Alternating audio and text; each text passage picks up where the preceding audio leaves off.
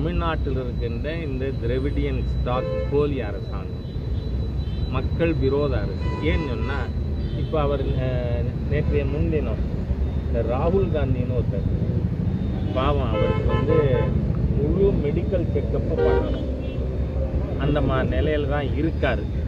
அவர் உளறினதை இவர் மேற்கோள் காட்டி தமிழ்நாட்டில் இவர் உளர்றார். யார்? மிஸ்டர் ஸ்டாலின்.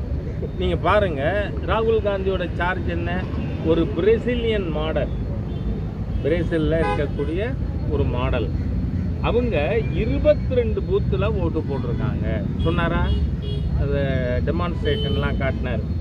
ஆனால் அந்த பெண்ணே, அந்த பிரேசிலியன் மாடல் பப்ளிக்கில் சொல்லியிருக்காங்க, நான் இந்தியாவுக்கே வரவில்லை. அப்போ எவ்வளோ பெரிய பொய், புழுகு இந்த இந்தி கூட்டணியே. அந்த கூட்டணியே புழுகு மூட்டையோட ஒரு ஐக்கியம். அதே மாதிரி இன்னொன்று, நீங்கள் மோஸ்ட் இம்ப்ராக்டிகபிள், ஹியூமன்லி நாட் பாசிபிள், ஒரு பெண்மணி 224 தடவை ஓட்டு போட்டிருக்காங்களாம்.